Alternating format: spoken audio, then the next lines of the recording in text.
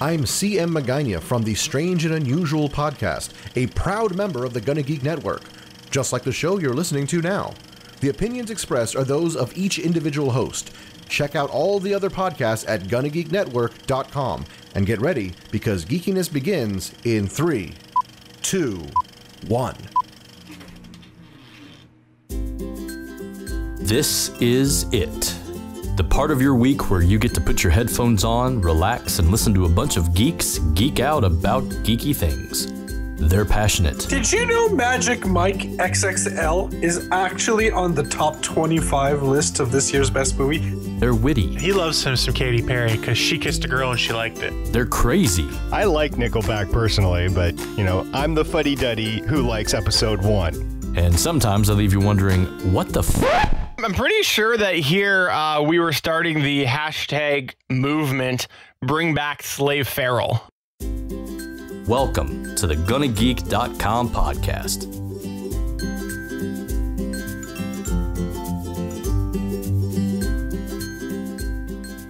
Hello and welcome to episode 149 of the official GonnaGeek.com podcast. My name is Stephen Jondrew, and with me today is Chris Ferrell. I am Tobor. We also have with us, filling in for Stargate Pioneer, because SP is away doing all sorts of rocket scientist goodness, we have the one and only Sunkast. Da-da-da-da-da-da. Fair use, fair use, fair use. And unfortunately, in that 4th seat tonight, we do not have JS. He had something come up again last minute, but you are in luck because we have a secret mystery guest. That's right. On the video side of things, you will get the one and only, how would you say Sunkast backwards? We've got Sunkast filling out that 4th seat in mirror mode. So there you go. That's what you guys. Double the Sunkast, double the fun. Yeah, audio listeners, Sunkast is really enjoying this double vision right now, but I don't think we can do this the whole night, so we'll just... He's miming now. We'll just I like leave it. that alone there. Sunkast, thank you very much for coming on here tonight. We do greatly appreciate it. Always happy to have you on here. I love being here. We don't know why. We really don't. I'm glad someone said it because I was like, he's the first one to say that. Steven and I don't even say that. We're like, oh, these guys again. I mean, no, I love these guys. This is the greatest show on earth. And by the way, I should just chime in here for a minute that we do indeed record this every Monday at 8:45 p.m. Eastern Time. That is 5:45 p.m. Pacific Time at geeks.live. And you'll find us a variety of other places, including facebook.com/GonnaGeek. We do use Facebook Live, as well as on Alpha Geek Radio on channel UN. See. Sunkast, before we move on here, I think that I should give you a moment to promote yourself and tell the audience a little bit about yourself and where they can find better projects that you do than this one. I am part of the GFQ network. I'm basically the guy that runs GFQ network. Yes, there's Andrew Zarin that runs the GFQ network, but he's sometimes not around and basically leaves me in charge, and I have to do all the stuff that he doesn't want to do. So I do all that stuff. I do a podcast on there called Tech News Weekly. And if you want to check it out, it's gfqnetwork.com. Awesome. I enjoy checking out some of the stuff over there, and especially the stuff that has you on it, of course. Of course. Of course. That's the best. All right, let's hit up some news.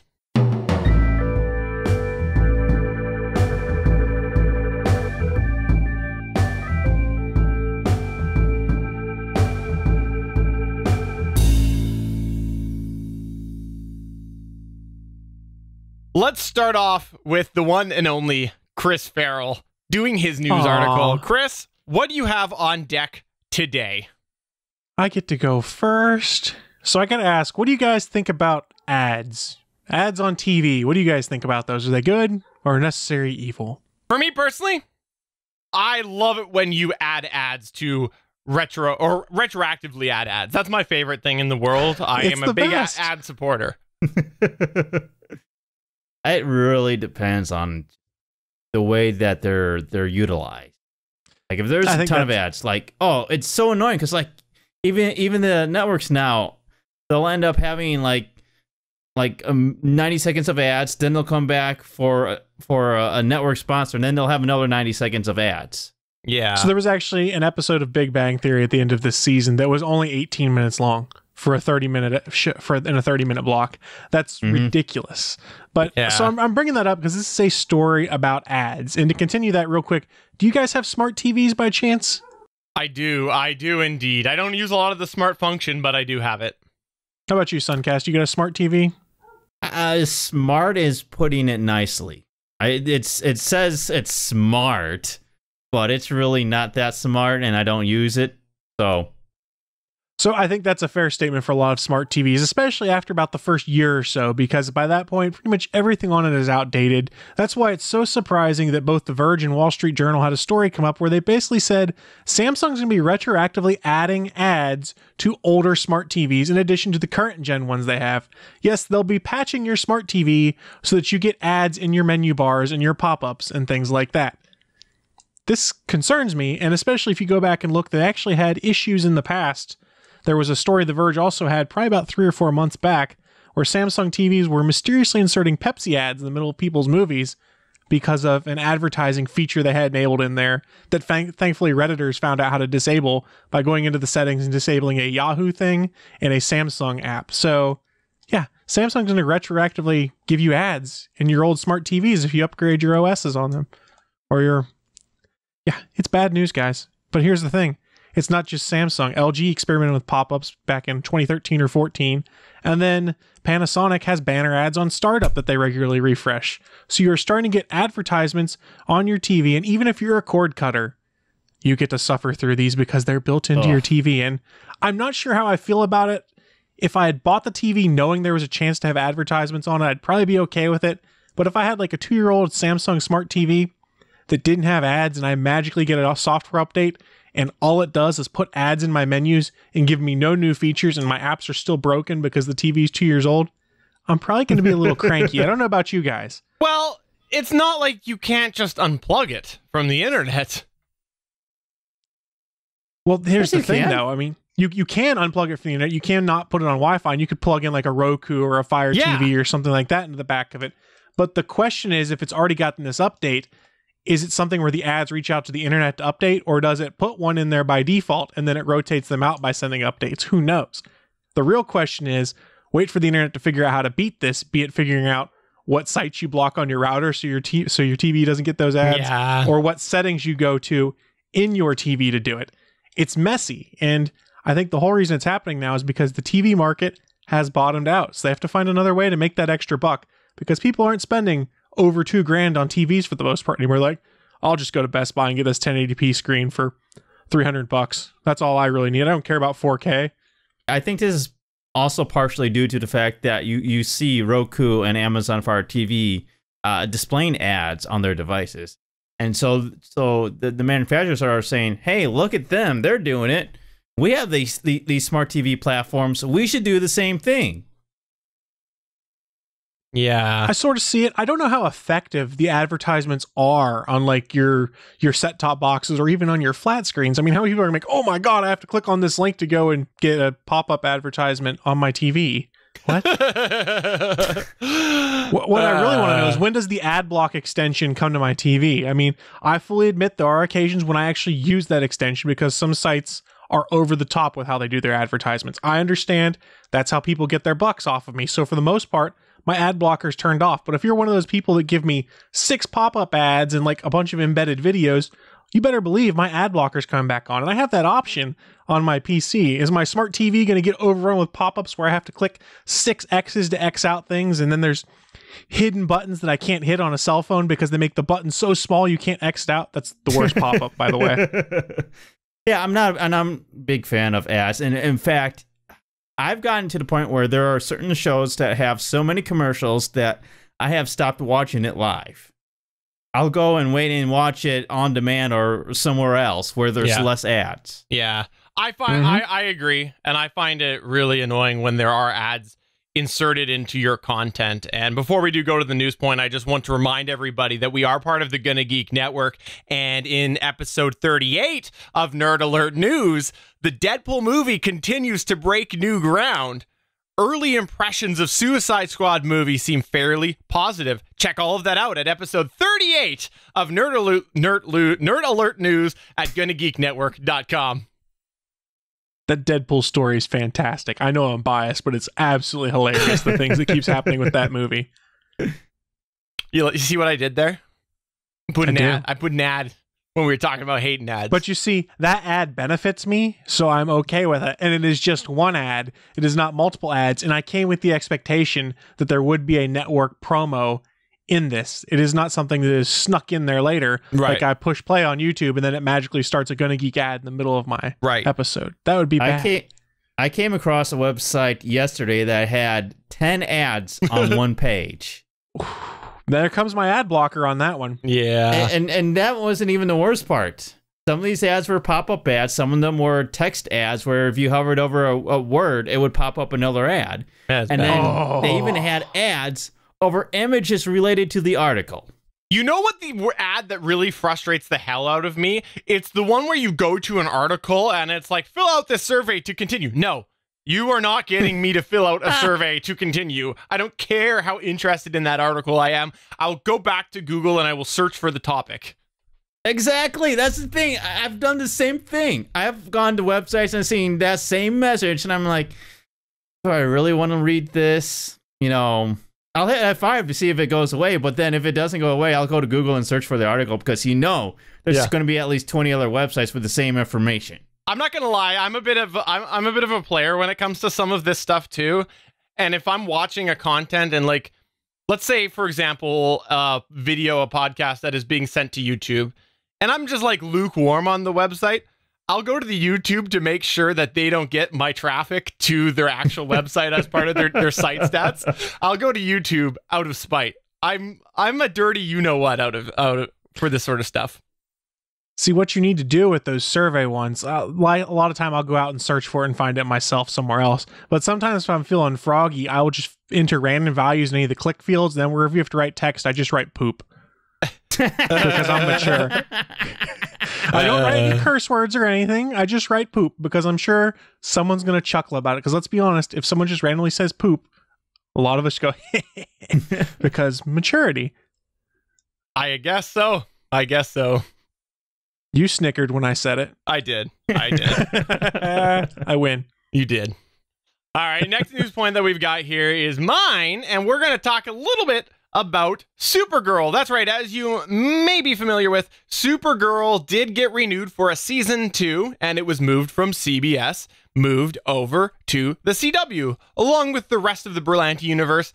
And in season 2, we are going to get something that they kept hinting to and they kept touching on and teasing us with in season 1. That's right, they have announced that Superman will be in the first 2 episodes of Supergirl. Now, for myself, I think this is interesting because finally we do get it 100% established that Supergirl is in another universe than the movies. You know, I always thought they left that kind of on its own in case it blew up and became an amazing popular show on CBS, and then somehow they did want to connect it in. I think that's why they left it vague in season 1. If you ever saw Superman, you either saw a CGI back of him or him in the sky, and you never saw a face. So you never could actually say that it was indeed the same universe as the movies. Well, they are doing casting now, so this does confirm that it will indeed, Supergirl will be in another universe than the movie universe. And as we know already, different universe than the Flash and Arrow. So for now. And what do you think about this Sunkast? I'm mixed about this because they haven't cast anybody yet. Mm-hmm. That is correct. They are working on that right now. On one hand, what are they going to do? Because they're trying to, they keep saying 2 different things. Warner Bros. Does. They keep saying that they want to have some way to connect the universe that you see on TV with the universe that you see in movies. Yet at the same time, they're deliberately doing things to separate them. So I'm very confused by what Warner Brothers is doing because they keep trying to have it both ways. They pull characters from Arrow in order to make Suicide Squad.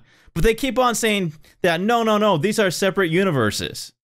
Well, which is it? Chris, I know you do a very popular show called the Starling Tribune, which is another amazing podcast on the GonnaGeek Network. What do you think about this resident Starling Tribune host and expert of all things Berlanti universe?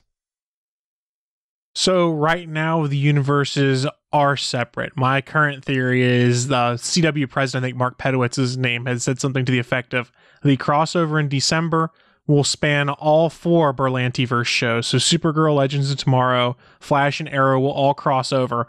That is your opportunity right there to pull the Supergirl universe into the Flash and Arrow universe, be it some kind of mini Crisis on Infinite Earths kind of thing. They've had the concept of multiple Earths introduced in Flash, and the Flash season finale kind of sets up a way in which you could cause all those worlds to come together. So that could be their method to bring it all together, and I wouldn't be surprised if that's what they did to pull them together. The only concern is Supergirl is incredibly OP compared to most of the people in that current universe, so they're going to run into the same problem with Supergirl on that show as Supergirl runs into with Superman on her show, where you have to find convenient ways to make sure she can't get involved in things, because it's over like that if she can. I mean, and that's why I think it's kind of nice they're finally showing Superman in the Supergirl side of things, because they keep teasing him and finding convenient ways not to show him. You have to show off who he is, and it's honestly a pretty smart idea when you move to a new channel for season 2, find some way to draw in people that might not be as interested in your show by saying, hey, we're bringing in the Man of Steel, Superman himself, and make it an event. And my conspiracy theory, it's going to be Tom Welling in the suit. I would absolutely love that. I'm a huge Smallville fan. In fact, you guys know that I was at Motor City Comic Con a couple of weeks ago and saw Allison Mack give a speech at a panel, and then actually met her, which was super fantastic. So I'm a huge fan of the show. And the fact that it's been I think it's been almost 10 years now since that show first aired. Oh, it's been over 10 years since it first aired, because it went 10 seasons. So it's been off the air, 4 years now? 5 maybe? I don't know. Yeah, it's something crazy, but Tom Welling is a fantastic actor, and his role as Clark Kent in Smallville was so iconic that I would love to see him back as Clark Kent and Superman.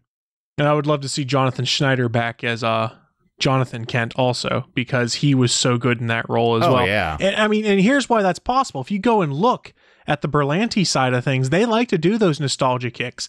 Dean Cain is Supergirl's adopted father. You've got John Wesley Shipp, who's Barry Allen's father, both of whom played Flash and Superman in other incarnations of the series. So it would not be out of place for them to be like, okay, let's reuse one of these actors. And you got to remember, they're on the CW now. What channel was Smallville on? The CW. Well, WB, then CW, but still, yes, the connection's there. And from a fanboy perspective, it'd be pretty cool to actually see Tom Welling in the suit, because we never got it in Smallville. We got him CGI'd on a CGI Superman, and we got him just wearing the shirt underneath his button-up shirt, but we never saw him actually in the red and blue suit, and I want to see it. I would watch this. I would totally watch it. That would be very, very interesting to see that, and I like that. Well, but why do you think that? Is that just wishful hoping, Chris? In part, it's wishful hoping, and in part, it's looking at the track record you have. Like I mentioned, they like to do those nostalgia plays for people that were involved in those shows before. I wouldn't be shocked if they tried to get Linda Carter to come in some capacity on one of these shows, not as Diana Prince, obviously, but as some character, and everyone's going to be like, oh my God, it's Wonder Woman. This is the kind of stuff they like to do now. It's not stunt casting, it's nostalgia casting, before anyone tries to say in the chat, oh, stunt casting. No, it's nostalgia. All right, and as you all know, I love to sing. Stephen loves to sing, but sadly, Stephen does not love to sing. Isn't that right, Sunkast? It is. It is. Unfortunately, I tried to get you to sing Nickelback because SB's not here, and that would have just infuriated him. That's true. Unfortunately, you just did not want to participate in this, and this is why it's my news story, is because I'm so upset about this. No, that's not the real reason. So, we've been talking a lot about Supergirl and Arrow, and we even mentioned the crossover that's happening with the addition of Supergirl on the CW. And so what's going to happen is that there's going to be this super crossover where you're going to have Supergirl, Arrow, The Flash, and Legends of Tomorrow in the new crossover. Last year they did, I think it was The Flash and Arrow. And in an interview with MTV News, Stephen Amell gives some interesting information because he was asked about, maybe this crossover has some sort of musical take on to it because, a lot of the cast members in Arrow and The Flash are musical. And the guy that plays Joe, I forget his name, but he was actually on Broadway and is actually very good. But speaking with MTV News, Stephen Amell says, "No, I'm out. I'm the first one. I get to draw the line, and I draw the line at musical. They have to show me how they're going to do this magical 4-show crossover. It was hard enough when it was 2 shows, and mixing in Legends a little bit, make it 4 shows, I'm dumbfounded." So he's very much against doing a musical, but also perhaps even this 4-way crossover, which is very interesting because so many people are, in fact, excited about a 4-way crossover, and yet Stephen Amell is pretty much almost dead set against doing some sort of 4-way crossover. I see where he's coming from, though, because the show that has been hurt the most by these crossovers, it's been Arrow, because the crossover didn't really fit in well with Arrow this year, and it's Arrow that's taken the brunt on setting all of these things up. So I see where he's coming from, but I also see where the CW is coming from, because it's a spectacle, and it gets people to tune in, because oh, this is so cool, I can't believe this is happening. Yeah, it's all about ratings. Yeah. Now, I personally thought that this year how they did it worked really well. It was basically one episode divided into 2 shows. I thought that was the better way to do it rather than forcing some characters from show A to show B and vice versa. I thought that they essentially made it one big episode span between two nights, and I thought that they did a really good job with it. This 4 series thing will be very odd, but they're already meeting about it, and let's be honest, that's really, really early. That could be the big shift in the universes that everybody's anticipating. If they're already meeting about it, that indicates to me there's probably some drastic changes, but I also don't know that they're willing to dick around with the Arrowverse, that like the Flash and Arrow universe. I don't know that they're willing to take that chance on the audience going along and all of a sudden it's somewhere else. I think that they're more likely to fold in Supergirl into that somehow. Here's the thing, if they pull this off, this is their Avengers moment. Yeah. The fact that we all went, holy crap, I can't believe they brought all these folks together on film, and we got that scene that Whedon recreated that's all the Avengers standing around in circles, the camera pans around. This is their Avengers moment if they can pull it off. So you better bet your all your bottom dollar or whatnot that they're busting their humps to make sure this goes right. So they're probably working on it now. They have a couple of avenues. Yeah. Yes. I mean, they could take it with the Flash thing where they have multiple Earths. Or they could also do a Legends of Tomorrow thing and make it a time travel type of, crossover. Or the Wave Rider malfunctions. I'd more prefer. What's that? Or the Wave Rider malfunctions and ends up on an alternate Earth somehow, and they have to get back. I mean, sort of what they did with the Flash and Supergirl crossover. Yeah.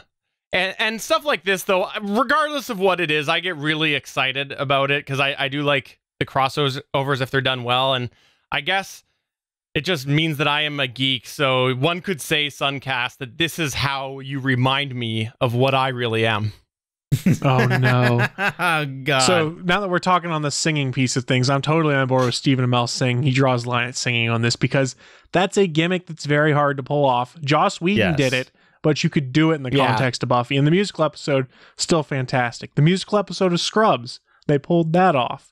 But it's very, very tough to do, and it comes off very gimmicky if you're not careful. Oh, I agree. Totally. I agree. They did it in Agent Carter. It sucked. SP is going to send his hate mail to JS. I know that that's going to happen. But I personally thought that it was terrible and out of place. I might have lied a little bit because I think I talked about that episode, and, I might have pretended I liked it. But I really honestly thought it was out of place, and I don't like when they inject singing into what is honestly the properties take themselves seriously, right? So I think that it does not fit, and I think that the best way to do it is how they did it on The Flash, which is some random random karaoke scene that is a feel-good moment before all hell breaks loose. I think that that's a great way to do it. It's a little nod to those who know that these people can sing. They smile a little bit, the viewer gets a little giddy, and you leave it at that. You just read my mind. I was thinking of the exact same thing. And you know, they've got to put Melissa Benoist and Grant Gustin up on a karaoke stage somewhere because both of them were in Glee. Yeah. And then Stephen can have his GonnaGeek podcast talking about that fact. Yes. I brought it back. GonnaGeek on GonnaGeek. Absolutely. Go to GonnaGeek.com/join to add it to the network, Stephen. This is a very interesting interview that Stephen does with MTV News, and he has an interesting tone because we've talked about Arrow having issues, especially this latest season. I think it was season 5 that they're on right now, or is it season 4? I can't remember which it is. Season 5 is upcoming. 4? Yeah. Okay. Yeah. So yeah, it was season 4 that they've had some issues with. And Stephen does sound very frustrated in his interview. He's also quoted as saying, "I've been thinking a lot about this, and I think the writers have as well. We had a discussion. I said, look, man, Arrow was set up as a very specific thing, and it's up to us to do what we do. And what we do better than anyone else on TV. Part of the price of success is that we've had to introduce other shows. We can always get around new powers and people from other planets, but it is important that when all the dust settles, that we are focusing on what we do well." Yeah, so it sounds like he's really trying to push to have a renewed focus on Arrow not having to be, you know, the setup for everything else. And I agree with that. And from what I've heard, the next season is going to have, honestly, it's going to be apparently a pretty weak main villain compared to the past couple seasons, which is okay to me because that's going to bring it back to the roots of Arrow. Yes. And I think that that's what we need. We don't need to keep escalating. But I read this article or this interview, and what I find super fascinating about it is that you can read very clearly he is not happy with some of the things that have happened in Arrow, yet PR machine, social media king that he is, he's out there defending the show left, right, and center, never acknowledging any short steps on his Facebook. But here you go, you have an interview that he just lays it out, and to me, it's super obvious. I think it's good because it shows that he cares about the product that he's making. And sometimes that's very rare that you have a cast that truly believes in the show that they're creating, and they want the best for that show, and they don't want other people coming in and mucking around with it when they shouldn't be. Here's the thing, he's also a little tired of the fact that Arrow has some very vocal detractors right now. I don't think it's a large group. There are people like myself that have expressed frustrations, but then there are the other people out there, the smaller group that's like sending hate mail and hateful tweets and hateful social media messages that are just getting ridiculous and like, oh my God, this show is terrible. Get Mark Guggenheim off and things like that. And I think that he's getting a little tired of the negative stuff like that. The way I've seen it, and he said something to the effect before, if you have a legitimate concern or a criticism, that's one thing. But the people that are just spewing hate and are like, oh my God, you killed Laura, you're effing gonna bleep, bleep, bleep, bleep, and stuff like that. There's no place for that. I mean, it's passion, but it's the wrong kind of passion. Right. I've started catching up more on this season of Arrow, and it's not the greatest season ever, but it's not the worst thing out there. No, there are worse shows out there. I agree. We got spoiled by season 2 because it was so good, and that's the problem. Is trying to recapture that is going to be incredibly difficult, and that's one of the problems they've had is how much people loved season 2. I mean, one of the controversies is the fact that Manu Bennett has pretty much retweeted everyone who's been savaging Arrow this season. I'm not sure that CW in and of itself is that great at the longevity of its TV series. Because generally what you find on TV networks such as the CW and these family networks is shows that last, 3 to 5 seasons, and after that they just kind of give up because they've already thrown everything at the book. They've already done everything that they can under the sun with these shows, and so they're out of ideas and they have no place else to go. And that's part of my problem with CW is that it seems like they don't care about creating a TV show that's going to last longer than a few years. Well, see, I think that's half of their lineup is like that, but then you look at some other things. Supernatural, they're on what, season 12 now? You've got the Vampire Diaries, which I think is season 6 or 7, something like that. So they have a core group of shows that go on for a while, and you better believe they're probably not going to let Arrow or Flash go anywhere anytime soon. Because, especially not Flash, because it draws the ratings. I mean, it was beating network shows on Tuesday night. That's true. That's true. But then you have their stuff they take a chance on. They absolutely are just like, no way. I don't know. And then you have some of that where they keep it like, what was that Beauty and the Beast show they had with the girl from Smallville on it? That everyone said was terrible. It's still on. I think it got a final season. It's still on. Yeah, it's on their final season. But I'll tell you what, I actually started watching the first couple episodes for that final season. Kristen Kreuk looks like she's aged at all. And it's crazy. And I don't know if anyone's watched it. Everyone says the 100 on the CW is supposed to be pretty good, actually. It's like Battlestar Light is how it was described to me. So I might actually try season 1 on Netflix. You should give it a shot. Tell me whether or not it's worth it. And then Chris can be the guinea pig. Exactly. Then I don't have to take Chris has got to watch. Chris still got to watch Daredevil season 2. He's only 2 episodes into it right now, and was reminded, oh wow, this is what an awesome fight scene looks like on Daredevil in the first 2 episodes. Stephen is 0 episodes into season 1. Oh. All right, well, let's have a sing-along here before we do move on to the next segment. Should we do it? No, I'm just kidding. No, we're not singing. I'm so sad. We're not singing. But Stephen Amell broke my heart. There's my song. Okay.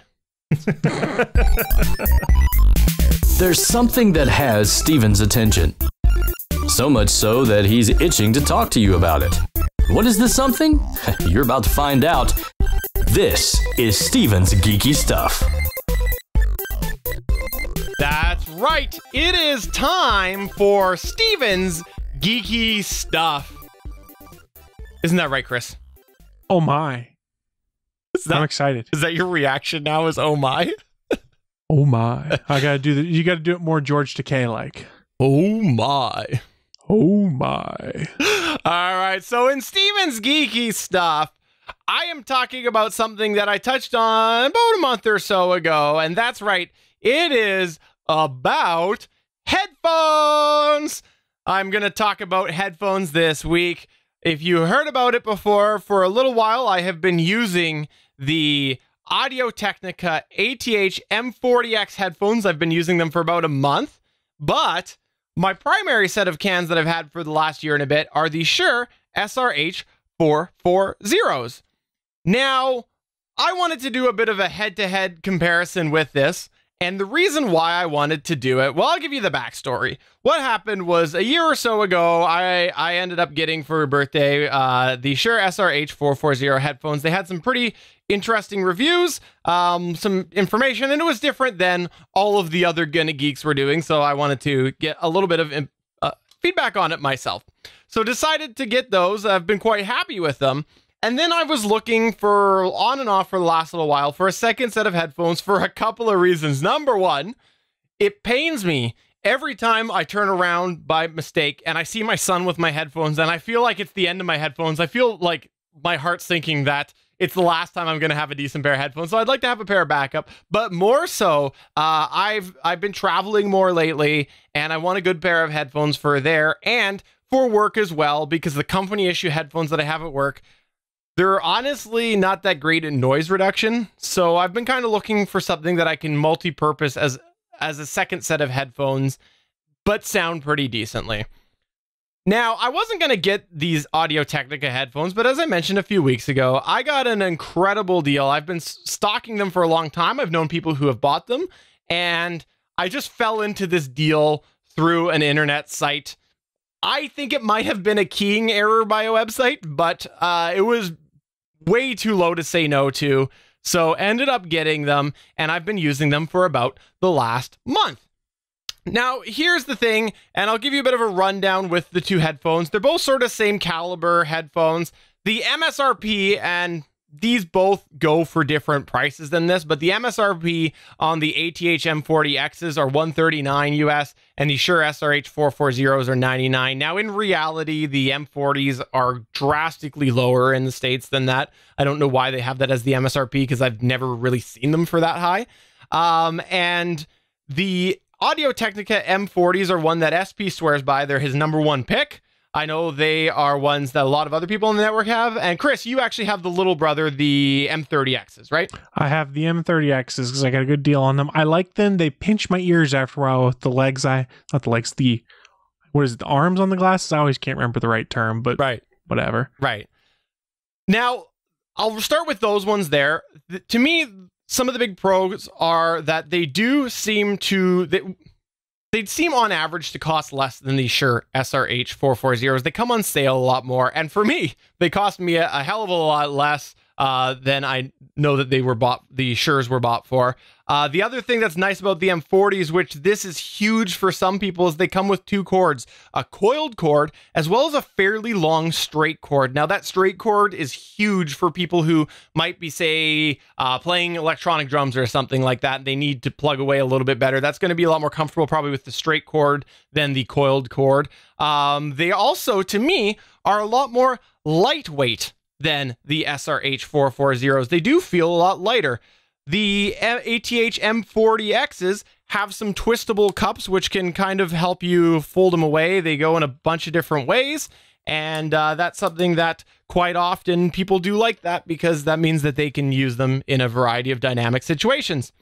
The M40s have a metal band on them as opposed to the SRHs, which do seem to be more plastic band. And also, visually, the M40s have all of the wires hidden. They're within the actual band, as opposed to the SRH-440 Shure headphones, which you do see some wires on the outside.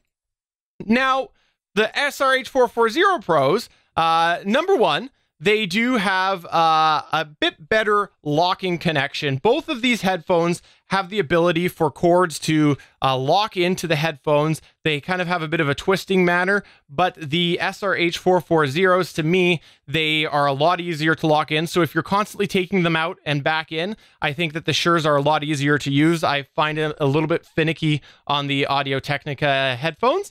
The other thing as well is my experience is they've required less volume than the M40s. I noticed when I had them at the same level, I had to turn up, I have a headphone amplifier, and I noticed that I had to turn it up quite a bit on the Audio-Technica ATH headphones. The other thing as well is, for me, I find this is a big comfort thing, is that the Shure SRHs have bigger cups. They're bigger than the Audio-Technicas, which what's nice about that is if you are a big-eared fellow, they fit a little bit more comfortably because they are bigger.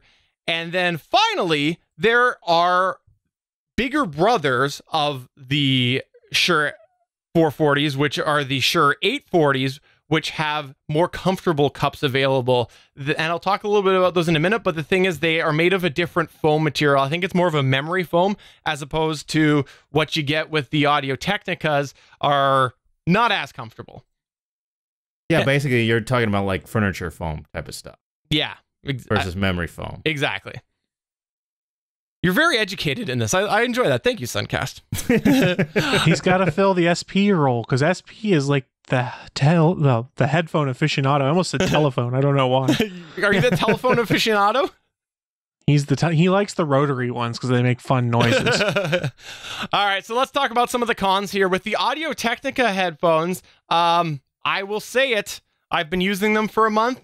Slight chance that it could be a break-in thing, but I doubt it. They do feel hotter on my ears, and I think it could be the smaller cups. It is something that at first I thought they were new, but it hasn't gone away.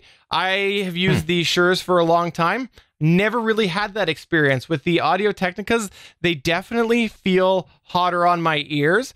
The other thing as well, I don't have any technical backing for this, but they, to me, sound more artificially bassy than the Shures. Now, I know that they're marketed, both of them, as flat response, meaning that what you hear is what you're supposed to get. or what you're getting is what you're actually hearing. But to me, they do sound bassier. And I'm just comparing it to a variety of different places like my car and elsewhere, my speakers. To me, the Shure sound a little bit more in line with what I'm hearing elsewhere as opposed to the Audio-Technicas. And then the other thing as well is the twistable cups. I feel like it's a mechanism that could break if you're using them regularly. I don't know. They're good, but it's another moving piece that they get caught occasionally for me. And maybe it's because I haven't used them that much. Maybe that will go away, but I feel like that is an element that might end up breaking one day. I don't know. The 440s, on the other hand, the Shure 440s, big downside with that is that you really, I'm going to say it, if you read reviews, the Shure 840 cups, the big brothers, you need them for the Shure 440s. The default headphone pads that come on the Shure SRH-440s, they're just nowhere near good enough. You don't end up getting the sound that you should out of it. They don't sound anywhere near where they should. And when you put the 840s on there, they actually affect the sound so that they do sound a heck of a lot better as well. Like I said, they're more comfortable. And the other thing as well, that's a big downside, which again, I think for some people is a big deal breaker, is that they only come with the coiled cord. So if you want that big, long, straight cord that's pretty much out of your way, not pulling, that is a big thing that you would have to pay extra for that cord. Now, the one other thing that people have read quite a bit about with those headphones is that apparently the Shure 440s are less padded, and some people talk about needing a band, and I've even talked about that a little bit, where they do feel less padded than the Audio-Technica ATH-M40 headphones. I learned something about myself, and I think that my complaint is actually my head, because these headphones bug me in the exact same spot that the Shures did. And I think that I have unfairly knocked on the Shures. I have often commented about my theory on the Shures, about why they hurt occasionally and why I had to put an extra padding on. If I keep using these headphones, the Audio-Technicas, I'm going to need to do the same because it is an area on my head that I don't know what it is. I'll be honest, as a kid, I banged my head a ton. It could be that. I'm shocked, really. I had a ton of freaking stitches as a child. It could be that. I don't know. But I get it in the same spot. So I have to say, it's a bit of a wash for me as far as the comfort goes. I know a lot of people comment on the headband not being as comfortable with the Shures, but I don't agree with that statement. I find that the Audio-Technicas to be the same as the Shures. They are a little bit more padded, but I think when you're wearing them, it doesn't make that much of a difference. So I guess to each his own. And one other notable point that I have here, and this is something that might go either way, is that to me, the Audio-Technicas are tighter on your head. Maybe that's part of the heat thing that I talked about.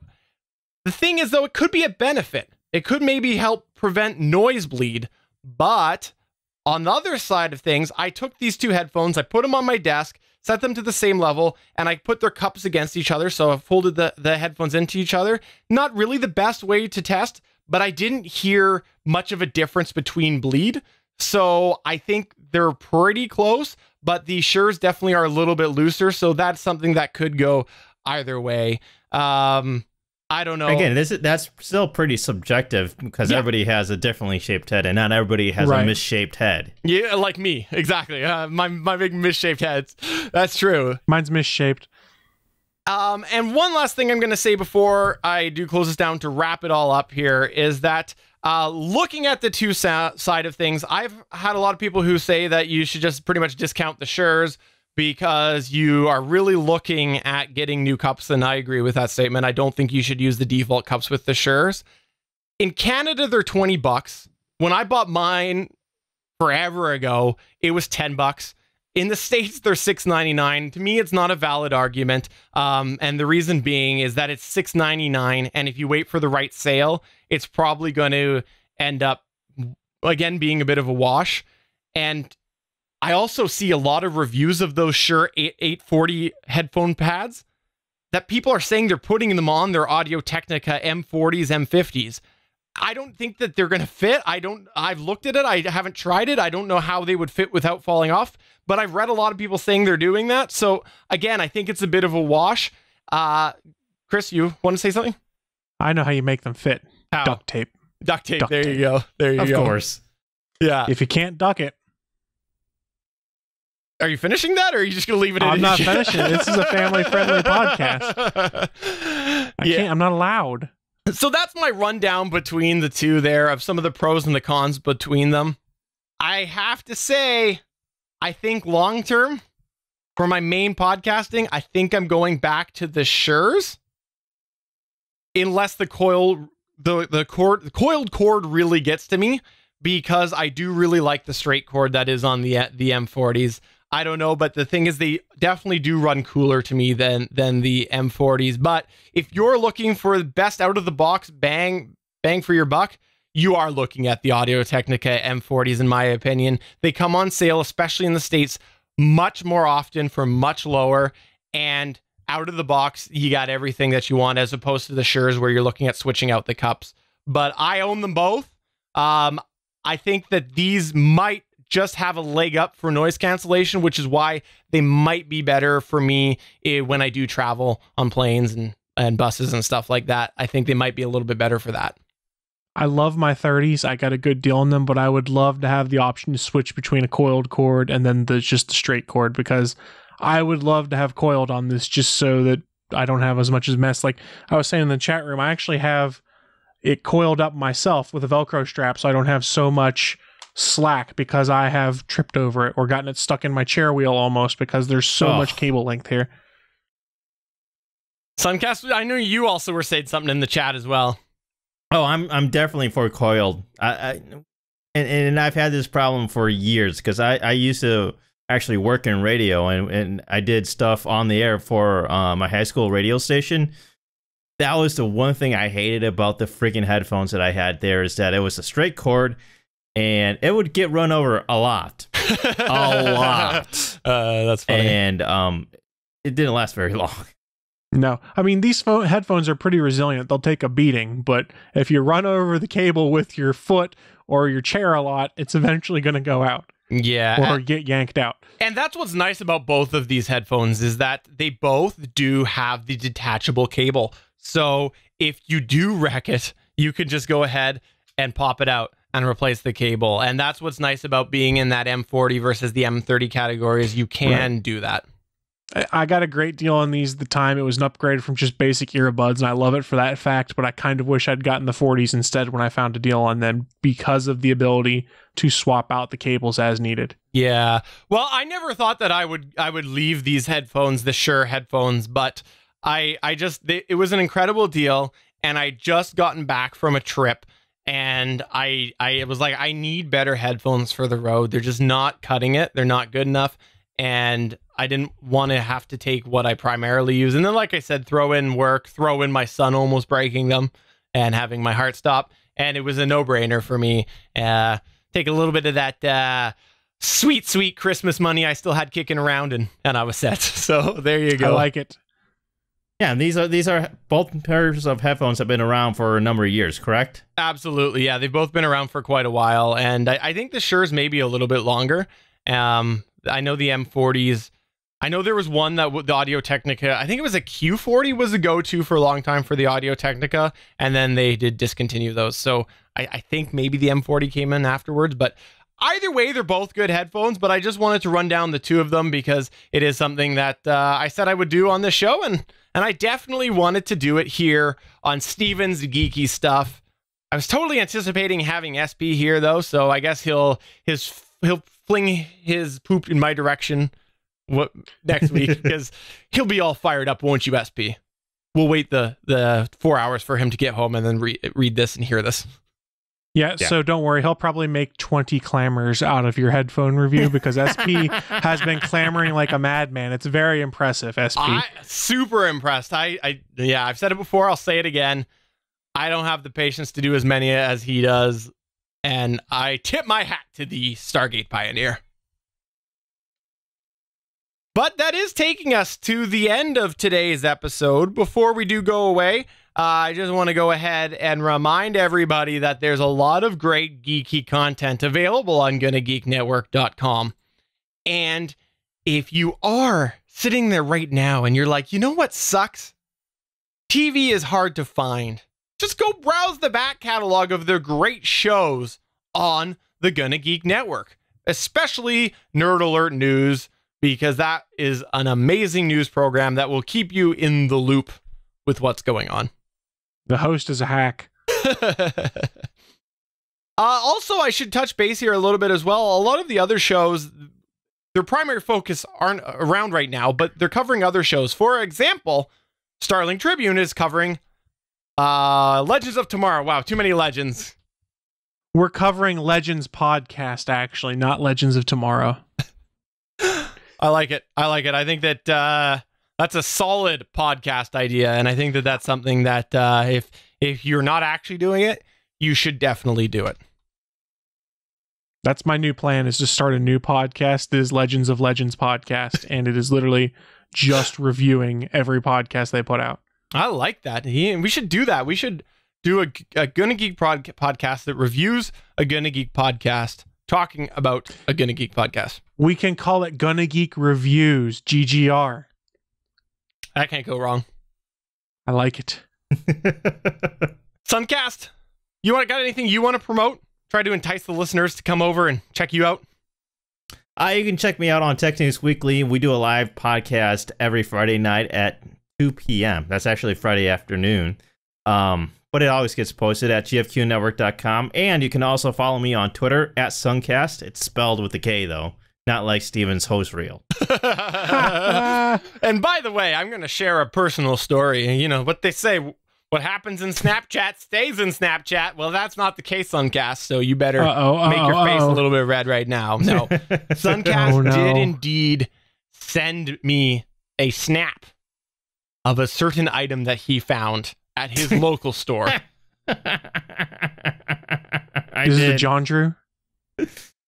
No, I was at Walmart a couple days ago, and I was like, hose reels. I wonder what brand they are. Walked over there. Sure enough, there's Sunkast brand. That's fantastic. Isn't it? I love it. And also, before we do close here, I just want to say that we do have a great amount of live content, which happens Monday through Friday. Generally, we start off the week. Well, sorry, Sunday through Friday. We start off the week Sunday with all things good and nerdy. Shift into the GonnaGeek podcast on Mondays. Tuesday, you've got Game Life Balance US. Wednesday, Legends of S.H.I.E.L.D. Thursday, Starling Tribune. And it all starts again. Well, actually, then we got Friday. We got Better Podcasting. I keep forgetting about that one. Then it all starts again on Sunday with Chris and All Things Good and Nerdy. So where do we go to find that content, Stephen, if it's live? You can find that at geeks.live. And there's your fantastic walking out music. So for episode 149 of the official GonnaGeek.com podcast, I'm Stephen Jondrew, hoping that SP does not hate me. I'm Chris Ferrell, and I'm the acting director of SNASA. Hi, kids. I ran out of candy. I'm sorry. Bye!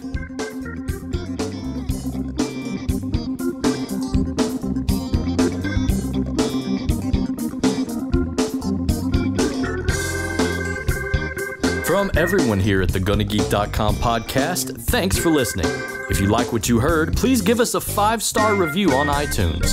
We encourage you to send your feedback by email to podcast@GonnaGeek.com. You can find all of our show history at GonnaGeek.com/official podcast. And while you're there, why not head over and check out all of the geeky podcasts on the GonnaGeek network? The music heard on this show is by Kevin MacLeod of Incompetech.com. Thanks for listening, and we will see you again next week.